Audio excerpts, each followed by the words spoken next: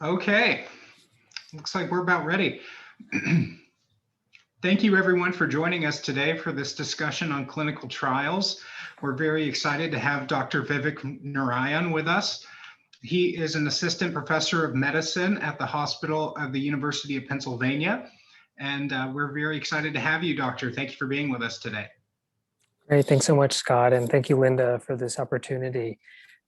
So as Scott said, I'm a medical oncologist at the University of Pennsylvania and have a lot of interest in helping treat patients with kidney cancer. And so what I was asked to talk about today is how we think about clinical trials in general in oncology, but specifically how they might be a benefit for certain patients with kidney cancer.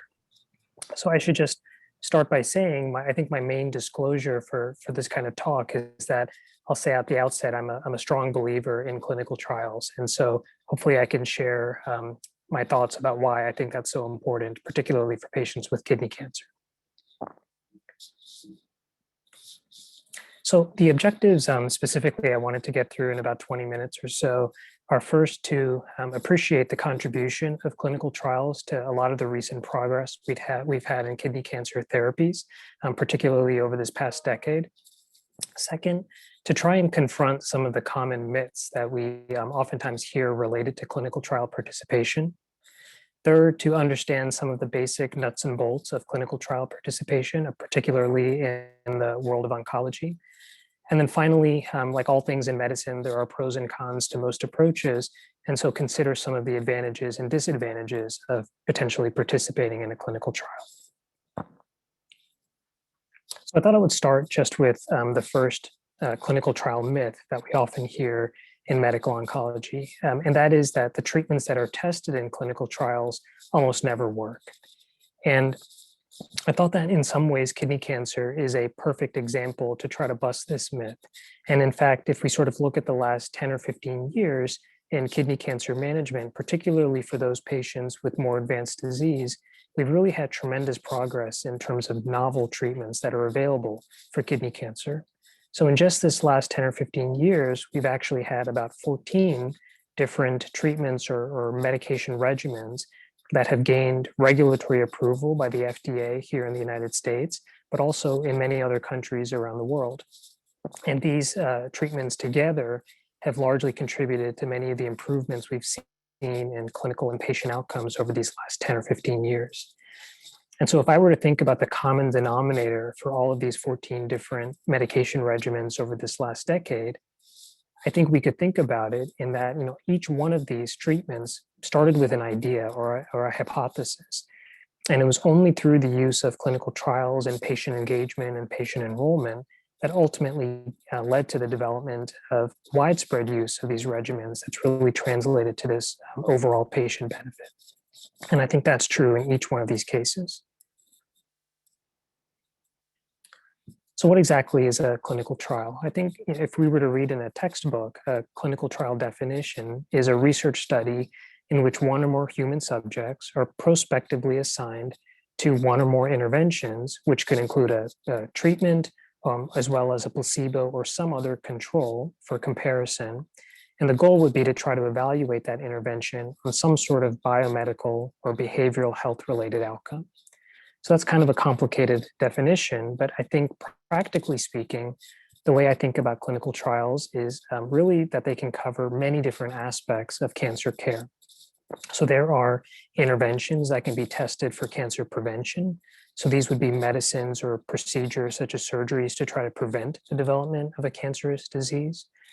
There are clinical trials for cancer detection. So these would be new tests to either find or better track the behavior of a disease.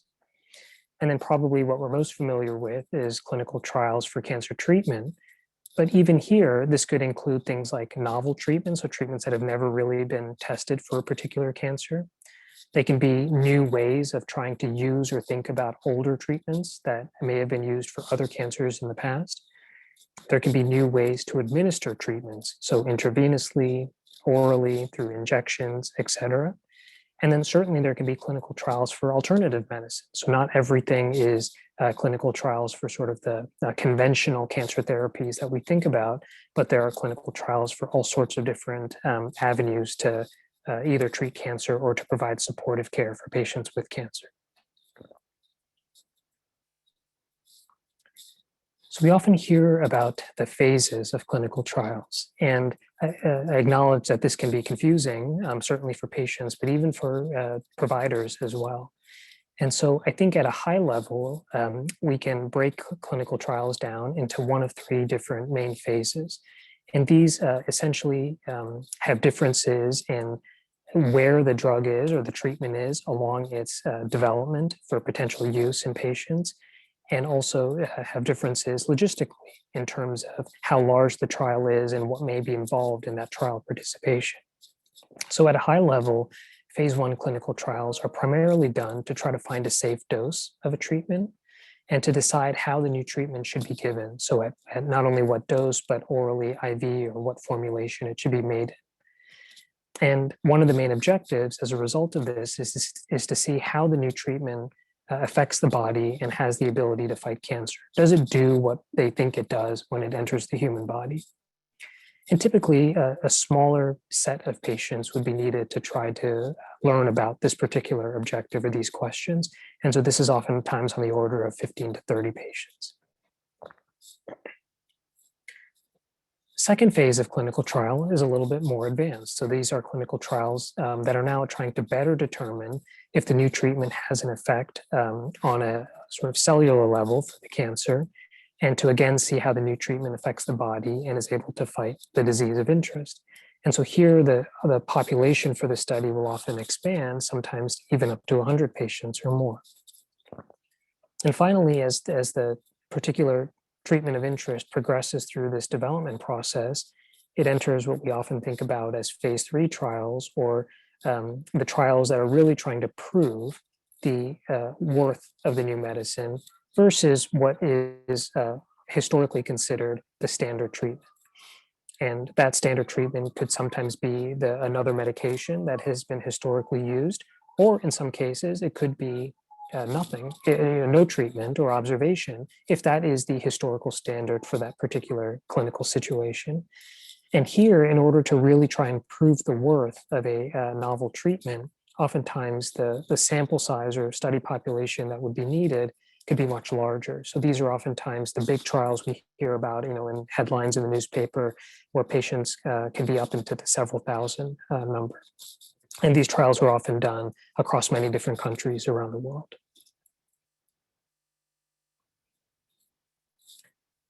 So that brings me to a second clinical trial myth that we often hear, which is that clinical trials are only for when really no other options exist for a patient only with an advanced stage of kidney cancer. So why is that a myth? I think it's a myth because, particularly in the realm of kidney cancer, we really have clinical trials for patients across all stages of disease. And that includes patients with more advanced kidney cancer, but also patients with earlier stages of kidney cancer, even some of whom may have already been cured of their kidney cancer disease. And so I wanted to just show some examples of how that might look or how that might work for particular patients. And so this is one example of a recent clinical trial. And I put the clinical trial identifier number here at the bottom. But essentially, this is taking a population of patients who have already had surgery for a kidney cancer that was confined to the kidney. So we know that many of these patients may already be cured, but some proportion of these patients are going to be at some risk of the kidney cancer, quote unquote, coming back after the surgery, so a cancer recurrence. And we also know that the standard this may have occurred for many patients listening, is that the standard is close observation following surgery. So CAT scans, MRIs, chest x-rays, et cetera, to look for any evidence of kidney cancer coming back. And so what this clinical trial was seeking to answer was whether a novel treatment, and in this case, it was a form of immune therapy, could potentially reduce the risk of kidney cancer coming back among those patients who were at risk for that to develop. And so that's why it's randomized against a placebo in this particular case, because outside of the clinical trial, patients would normally just be observing with CAT scans and MRIs without any active form of treatment. And so this is just one example of a clinical trial that's not for patients with an advanced kidney cancer, and again, many of whom may have hopefully been cured, but we acknowledge there is some risk of kidney cancer coming back. And so we hope to find new ways to try to reduce that risk and improve outcomes. A third myth, often heard with clinical trials. If I participate in a clinical trial, just like that one we just saw, I'll likely get a placebo. And so that may dissuade some people from participating. And I think the point I wanted to make here is that not all clinical trials involve placebos. I think that is a common myth. And so I wanted to contrast that with this example, which is a very similar study to the one I just showed you on the previous slide, but with some important differences. So here, they're trying to assess a similar question. So it takes an earlier population of patients who have had surgery for kidney cancer, again, many of whom will hopefully be cured by the surgery. But again, we acknowledge there's some risk of kidney cancer coming back. And so here again, patients get a form of immune therapy around the time of their surgery with the goal of trying to hopefully reduce the risk of kidney cancer coming back. But other patients would not get a placebo, they would just get the standard, which is close observation with CAT scans and MRIs, et cetera. And so this would be an example of a randomized allocation where half the patients would receive a novel treatment, and in this case, it's a form of immune therapy to try to better improve outcomes for kidney cancer. But then the other half of patients would receive the standard, which is not a placebo, but close observation.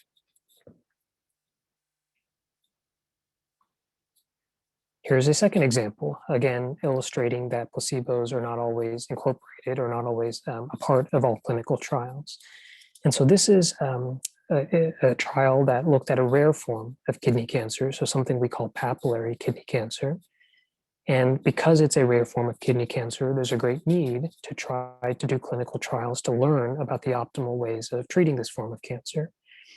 And so the design of this particular clinical trial actually randomly allocated patients to one of 4 different treatments that were hypothesized or had an idea that could be beneficial for this particular rare form of kidney cancer. And so 3 of these treatments were considered to be novel treatments with the hope of improving outcomes for kidney cancer. And then the 4th arm of the trial was the standard, but an active treatment that we know can provide some benefit for this population of patients with this form of kidney cancer. So just an example of a clinical trial that does not entail a placebo. So I've gone through a lot of potential logistics of clinical trials or some of the myths that we oftentimes hear, and hopefully tried to bust some of those myths and explain the wide range that clinical trials could actually take. But what are the actual barriers, and why is it that not everyone can participate in a clinical trial? And I just listed some of the common barriers that can oftentimes come up that can sometimes dissuade or prohibit patients from participating.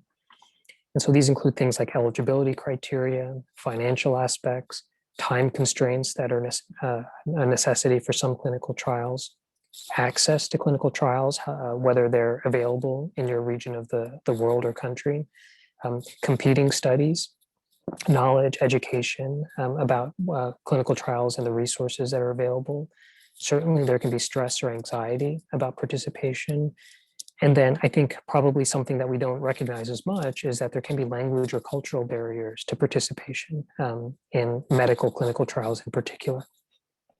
I just wanted to highlight a few of these and explain why they may be barriers and some things to think about how we might be able to improve them. So the first is something called eligibility criteria. So eligibility criteria are a part of every clinical trial, and what they are requirements that a patient must meet in order to fulfill participation in a clinical trial. And so some examples of what these criteria may be are having a certain type or stage of cancer. So for example, must have stage 4 kidney cancer. They must have received or sometimes not received a certain therapy in the past. Sometimes they need to be within a certain age group. Sometimes patients may need to have very specific genetic changes related to their tumor in order to participate. And certainly their health status, so what other medical conditions or issues they may have, can sometimes prohibit enrollment in a clinical trial. So why do clinical trials have these sorts of criteria? Well, I think one of the intents of these criteria are to try to reduce medical differences among patients who are participating in a trial in an effort to try to ensure that the study results ultimately from the trial are related to the treatment that's under study. So in other words, if there's a very wide array of patients who are involved, some of whom have higher stages of kidney cancer, some who have lower stages of kidney cancer, some who have many other medical conditions, and some who are perfectly healthy, that amount of variation in the study population can make it hard to see how much the drug of interest is actually doing to either improve or not improve clinical outcomes down the road.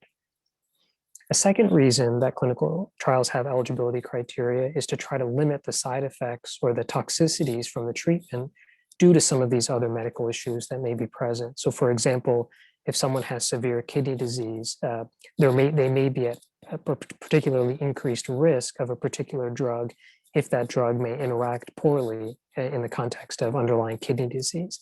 And so in order to limit that risk, that may be a reason to exclude those patients from participation in that trial. But what are the problems with eligibility criteria, or what are some of the limitations of it? So one is that when you place all of these various restrictions, oftentimes what happens is that the patients who enroll in clinical trials tend to be younger and healthier. And this can be a problem because obviously not everyone who gets kidney cancer is young and perfectly healthy.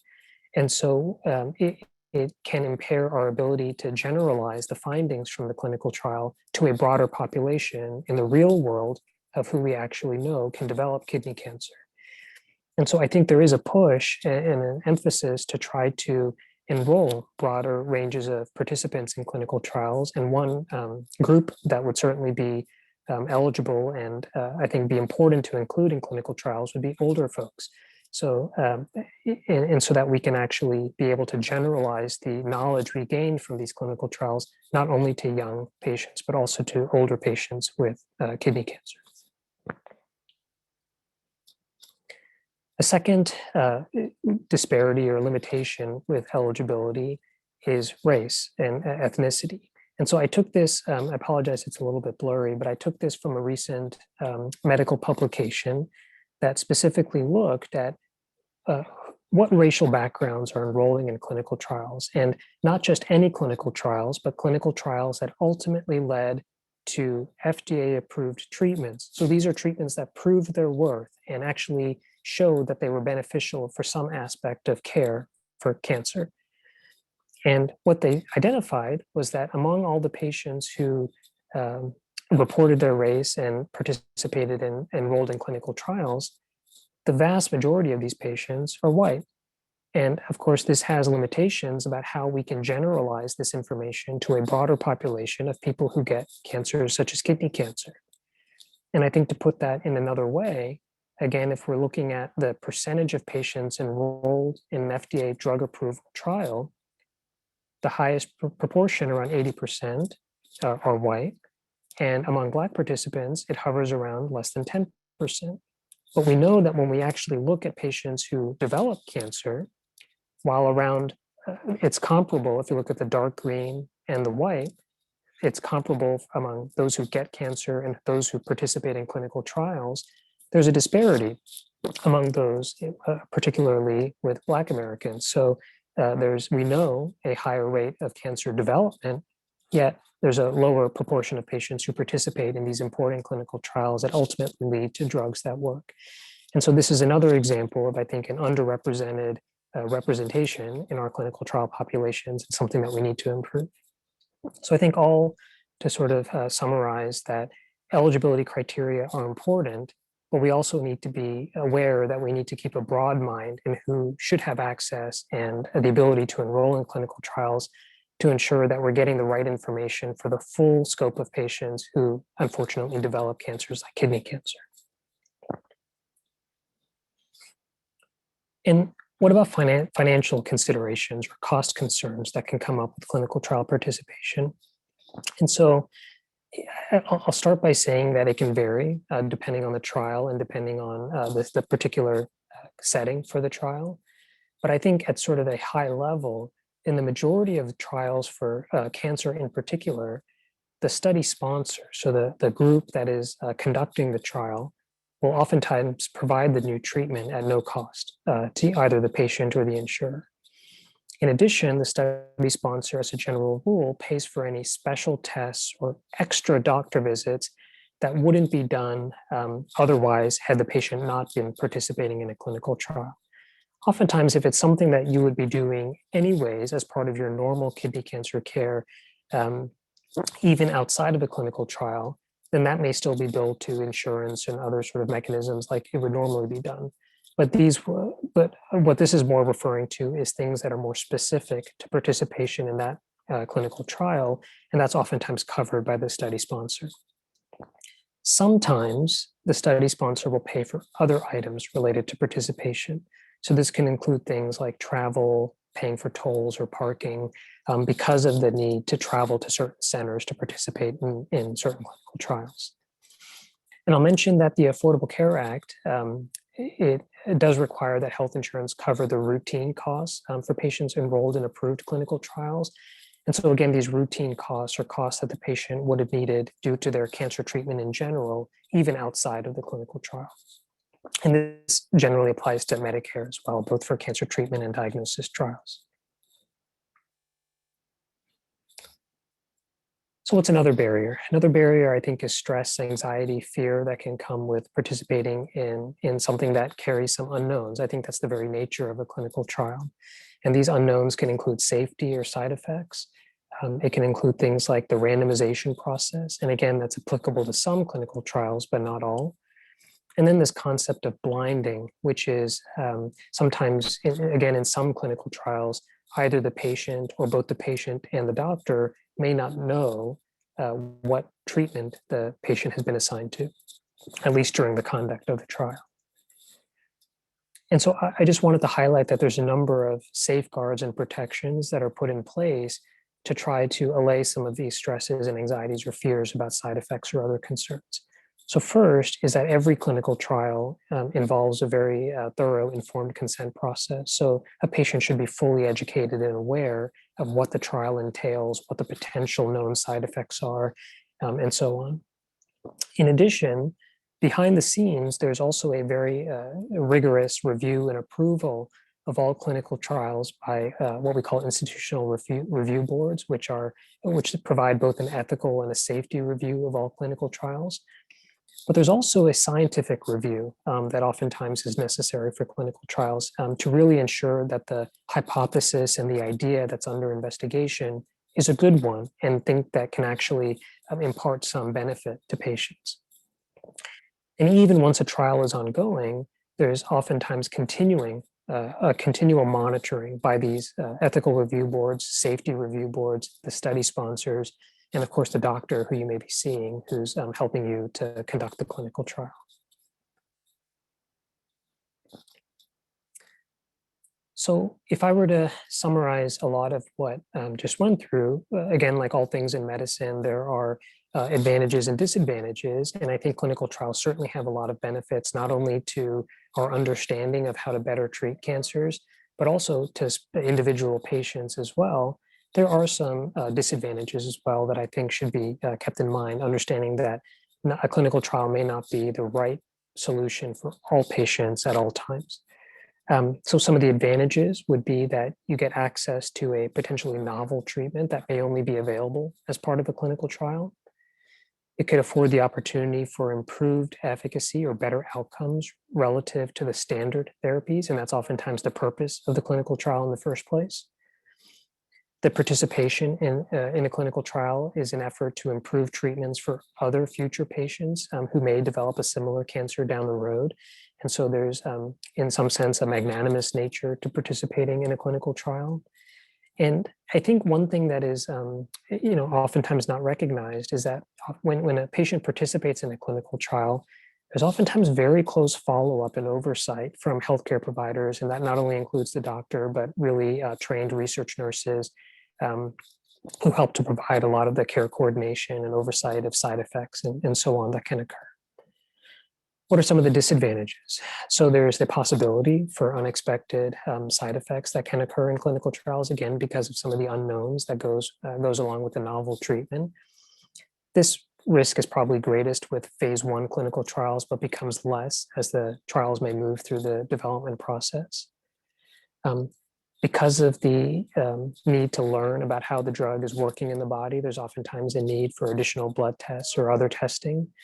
And this may require additional visits or appointments with the doctor or the interaction with the healthcare system. So there can be a time investment that comes along with this. And then, like all treatments in medicine, both approved and not approved treatments, the intervention may or may not be beneficial. And so that comes with some of the uncertainty about drug treatments in general.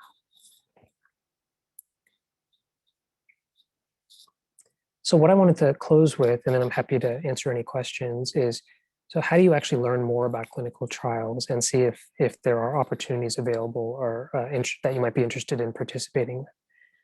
So the first thing I put on the list is I don't think there's any substitute for just talking with your doctor. There are many, many clinical trials out there, but as we've heard, there are different eligibility criteria or different considerations that can be challenging to understand about what might make the most sense for you as an individual kidney cancer patient. And so sometimes a conversation with a doctor can be very helpful at the outset to try to understand what role clinical trials may have for you and where you can go to sort of hear about the potential options that may be available given your circumstances. And I would also add to that I think it's always worthwhile considering a second opinion at some form of clinical trial research site.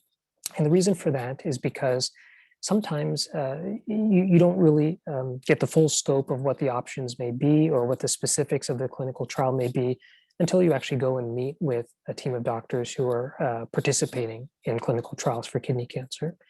And so there's many different ways to go about this. There are certainly NCI or National Cancer Institute designated cancer centers all across the United States. There are what we call NCORP clinical trial sites. So these are more community oncology practices, but also participate in clinical trial research for cancer patients. And so meeting with a doctor at one of these sites could be very beneficial to try to narrow down what might make the most sense or not in your particular case. But there are other sort of broad search engines that can be used to search clinical trial options. And so I listed a few of them here that I think are good resources to learn about particular types of clinical trials for different forms of kidney cancer. So there's the National Cancer Institute website, cancer.gov, which has a search process. And then there's clinicaltrials.gov, which also has really a wide range of clinical trials, and really all clinical trials are typically register with this website. So they're able to be posted and advertised as potential options. And they have filters to search based on cancer type and so on. And then there are clinical trial matching services. And one example is something called Emerging Med, where you can work with a navigator and with your personal circumstances to try to match clinical trials both by location and your disease type to see what avenues may be available to you. So I think I will pause there, Scott, and then I'm happy to answer any questions. Yes, sir. We already got some coming in. Jenny asks, if a clinical trial is successful, how long does it take to get FDA approval after it's over? Yeah, so that's a great question.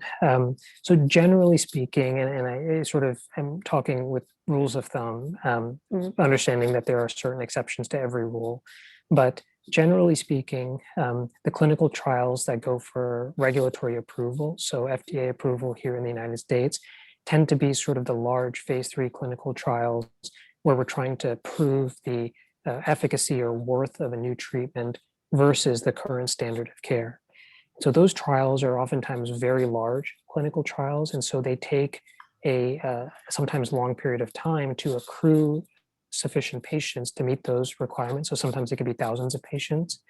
But then the other part of that is that oftentimes those clinical trials need to measure something that takes time to learn about. So for example, those clinical trials will be required to measure something like how long it takes until the cancer grows, or how long patients may survive following the start of that treatment. And so, as you can imagine, sometimes on an individual level, that can be a long period of time. And so you have to follow those patients sometimes for several years until we are able to gather that data to measure those things, to learn whether that new treatment did better, the same, or worse than the current standard. And so, so this process of a phase 3 trial, from the time it starts to when it accrues enough patients to then develops the data to answer the question, can often play out over many years. Once that data is available, and assuming it shows that there is improvement, then there is a process of going to the FDA or whatever regulatory agency to try to petition for approval of that drug. And that also oftentimes takes some time, where the data regarding safety and sort of really assessing the efficacy of the agent undergoes scrutiny to make sure it's something that is appropriate to bring to a wider market in the United States. Nyla, I think Nyla's question may have been answered in that same response, because she was asking why results take so long, but pretty sure that explains it.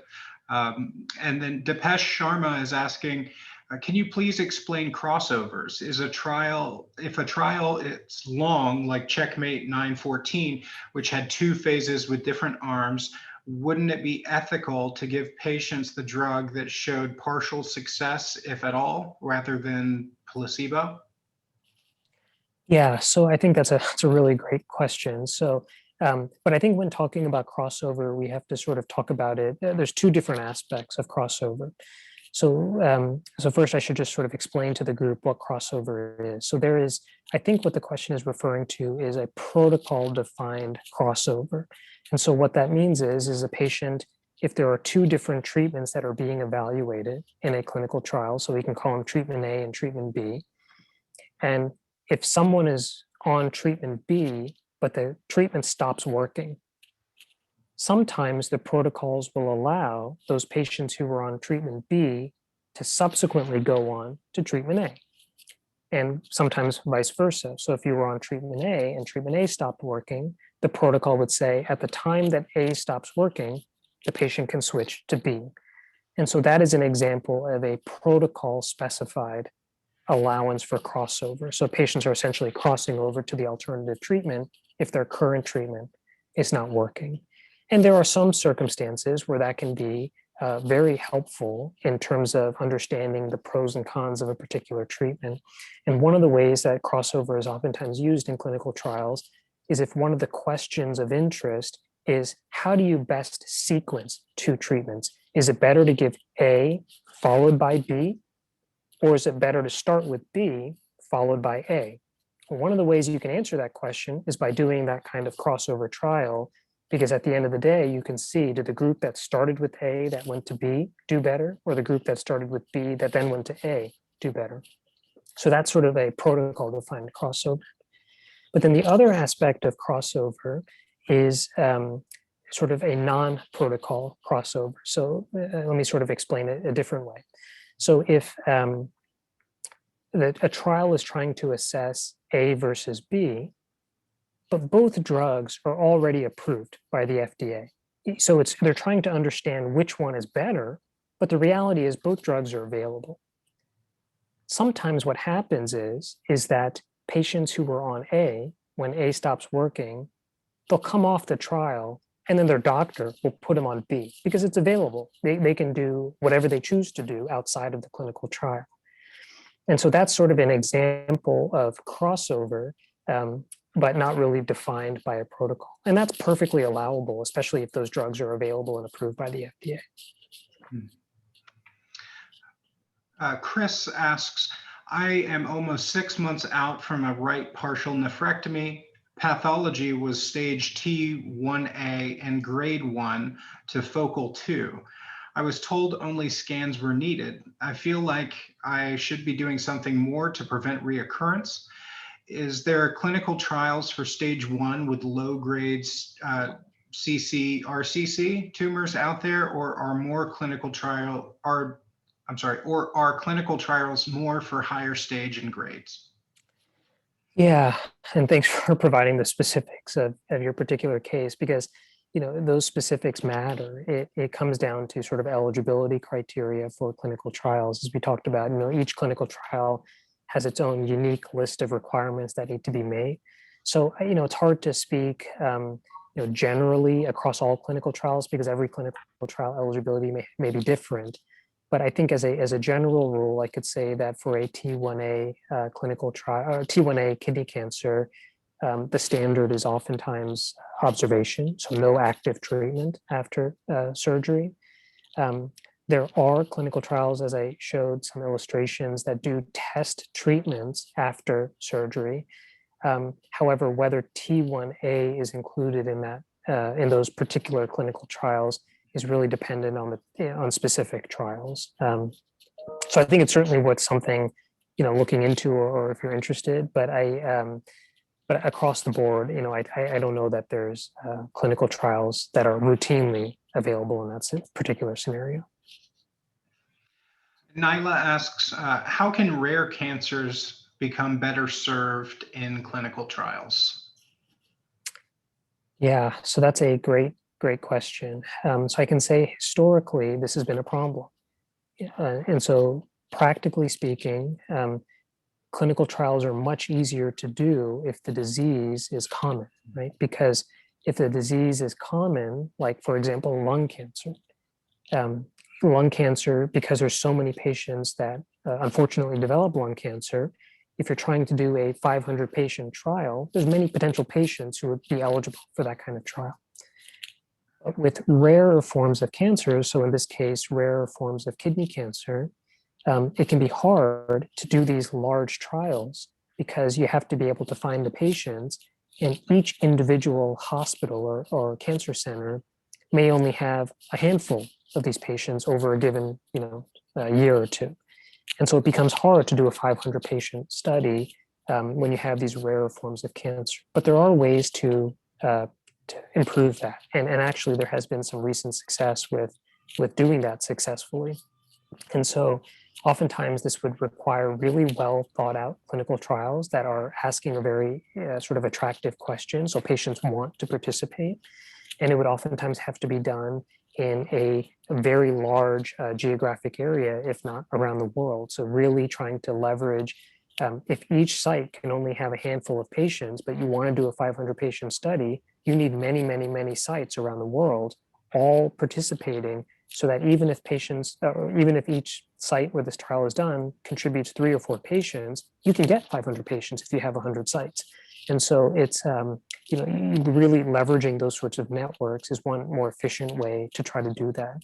So it is really important to do that. There has been some recent success. So the example I showed with papillary kidney cancer is one example where that has been done successfully. And they asked a very important question that was of interest to patients. It was of interest to doctors, and many sites around the world participated, and ultimately was able to be successfully done in a relatively short period of time. So it's challenging but doable.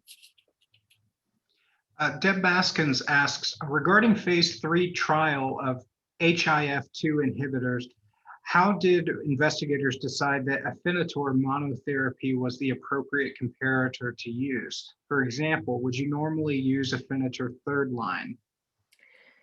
Yeah, so this is a really great question. And, as someone who, didn't design or develop that study, I can only sort of speak to my thoughts about it. But there are pros and cons to every aspect of study design. And so the sort of the question that Deb is getting at here is, how do you determine what a fair comparison is when you're trying to assess the worth of a new drug? And so on the one hand, you could pick a drug that is most commonly used in that scenario, because that may be a fair comparison. You're comparing it to what is commonly used. And so if you can prove that you're better than that, then that is meaningful. On the other hand, you could try to choose a comparator that we think is really, may not be the most commonly used, but is probably the most active drug, we think, in that scenario. And for other reasons, it's not commonly used. And maybe one can make a case to use that, because if you're going to try to prove worth, prove it against the best treatment out there, even if it's not the most commonly one used. And so, I don't know the specifics of what goes into sort of the thought process for this particular trial, other than to say that, here in the United States, we have a lot of privilege about what drugs we have available to us for the treatment of cancers in general, but specifically kidney cancer. And so while we certainly do have other drugs beyond Afinitor, and many of which are very good drugs for treatment of kidney cancer, I don't know that that's the case for all places around the world where drugs like Afinitor are still commonly used, even in that third line setting. And so I don't know if that is one potential reason why a large phase 3 trial such as this, that's being done multiple places, not just the United States, would choose a comparator like that particular drug. But I think it's a great question. And I think we have to keep those things in mind when we eventually see results of clinical trials, because these are the nuances that go into the design that can ultimately affect not only the results, but also how we interpret those results. Well, Doctor, thank you so much for joining us today. I think everybody got a lot out of it. And if anybody missed any portion of the recording today, it's going to be put on our website.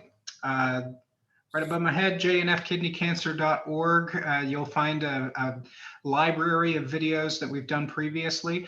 We also have a virtual symposium coming up pretty soon that you can register for on our site. And we'll be doing we'll be announcing another kidney cancer conversation coming up in March.